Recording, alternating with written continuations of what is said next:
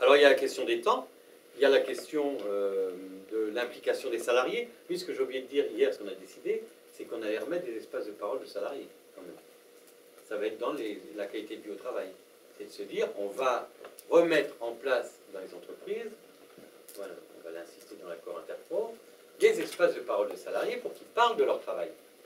Il y a un lieu où les salariés, et ça participe à leur connaissance, puissent dire ce qu'ils font, puissent dire comment ils feraient mieux, et comment ils peuvent améliorer la contrainte individuelle qu'ils ont, quelle que soit la contrainte, hein, avec l'intérêt de l'entreprise ou l'organisation de l'entreprise. Voilà. Donc ça fait partie de la discussion qu'on a prévu de mettre en place.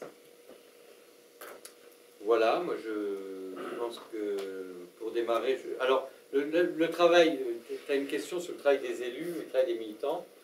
Je pense que se réapproprier la question du travail dans son ensemble, dans sa complexité, dans sa diversité, c'est un savoir-faire qu'on doit acquérir. Et nous, par exemple, dans notre projet, Agir sur le travail, qui en gros rejoint un peu ce qu'on a réussi à faire passer hier dans la discussion, il va y avoir des expérimentations, de l'évaluation, la mise en place d'espaces de parole de salariés, etc.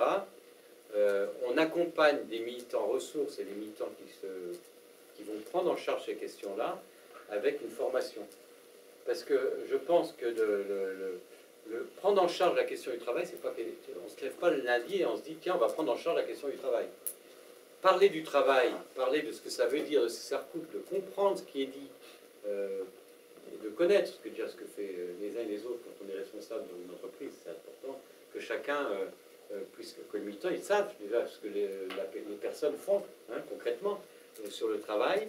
Ça demande un savoir-faire. Un savoir-faire, ça demande une écoute, une capacité de synthèse, d'analyse, une capacité de se projeter de façon collective, qui demande des compétences qui s'acquièrent avec aussi de la formation, une culture de projet, enfin tu vois, toutes ces questions-là.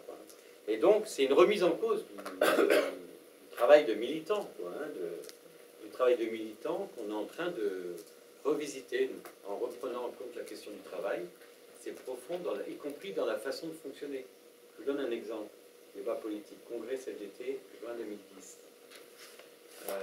Et on a, dans la résolution, le gros morceau, c'est le travail, puisqu'on décide, la CFDT en congrès, l'année dernière, de remettre le travail comme un des éléments stratégiques de l'action syndicale. Et donc, il y a une série de textes avec des amendements de syndicats. Et ben, les espaces de parole des salariés, ça a été sujet à amendement. Avec pour, contre, la question de les espaces de parole des salariés en lien avec les IRP par rapport aux élus, sujet à débat. Comment on articule les deux? Alors, des exemples.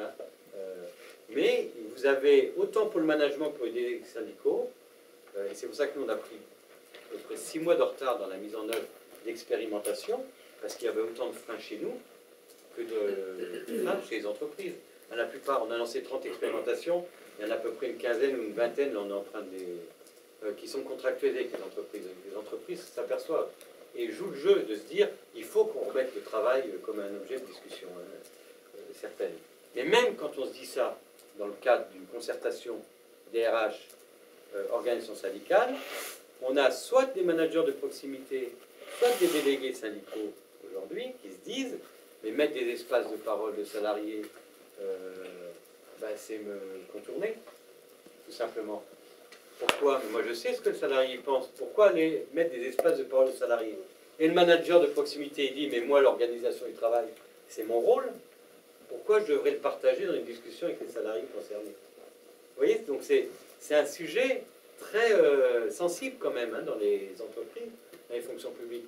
Et ça impacte autant le syndicalisme que ça impacte le management. Alors que tout le monde sent qu'il y a quelque chose à faire. Donc là, pour tout vous dire, là on choisit des terrains où le manager de proximité il est ouvert, et notre délégué syndical il est ouvert. Donc ça devrait bien se passer. Et on ne va même pas encore dans les terrains où il peut y avoir polémique entre organisations syndicales, parce que alors là, on n'en est pas là encore, on démarre. Mais vous voyez bien qu'on démarre un truc qui est vieux comme le monde, le travail, ça fait longtemps que ça existe. Et nous, organisations syndicales, avec toute l'humilité qu'on a, on se dit qu'il faut se réemparer du sujet. Voilà. Voilà, donc ça explique peut-être pourquoi il est abordé que sous l'angle de rémunération de salaire pouvoir d'achat dans le débat public, parce que, y compris dans le monde syndical et social, c'est un sujet moi j'ai discuté, enfin, on planche en ce moment, bien sûr pour préparer la délibération, y compris sur les temps. C'est l'été, ça fait longtemps qu'elle est le temps tout le long de la vie, mais une fois qu'on a dit ça, ça veut dire quoi? Il faut qu'on creuse ça quand même, il faut qu'on arrive à... Et ça va gratter les temps tout au long de la vie, hein.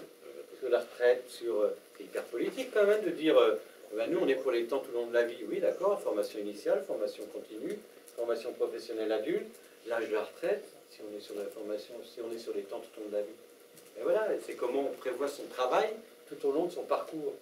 C'est des vraies questions très politiques, ça. Et donc ça, on se réapproprie un peu tous ces sujets-là avec les salariés. On essaie d'avoir, et ça demande une démarche participative, de proximité pour nos militants, pour que ça ne se fasse pas complètement déconnecté, enfin, que ça ne se fasse pas du tout, même déconnecté de ce que les salariés ils disent, qu'ils ressentent. Et je finirai en disant que la question du travail pose clairement la question de la confiance des parties prenantes dans l'entreprise. S'il n'y a pas confiance, on ne pourrait pas aborder la question des souplesses, d'organisation, ou d'une organisation intelligente, ou d'une organisation... Si c'est sur la défiance, c'est très compliqué, parce que ça touche l'organisation même de l'entreprise. C'est pour ça que c'est un objet politique.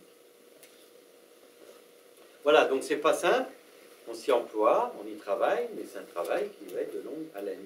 Et ça pose bien sûr la question de la gouvernance, la place des institutions représentatives du personnel, la place de comment, sans tomber forcément dans une cogestion à l'allemande, comment, y compris dans les conseils d'administration, c'est bien sûr il y a la question du genre, mais il y a la question de comment ils prennent en compte ce qui se passe socialement dans l'entreprise, les décideurs, et comment faire remonter ça dans les instances de décision, que ce ne soit pas que des critères financiers et autres. Donc ça, c'est aussi du débat politique, de se dire le travail doit aussi être dans les instances de décision dans les entreprises. C'est très politique de dire ça.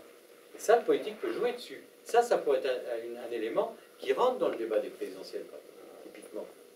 Nous, la difficulté qu'on a eue, on fait un forum ce week-end, samedi et dimanche, là, pour interpeller les politiques, avec la société civile, la CDT, on le fait avec des associations, des ONG, des intellectuels, enfin bon, peu importe.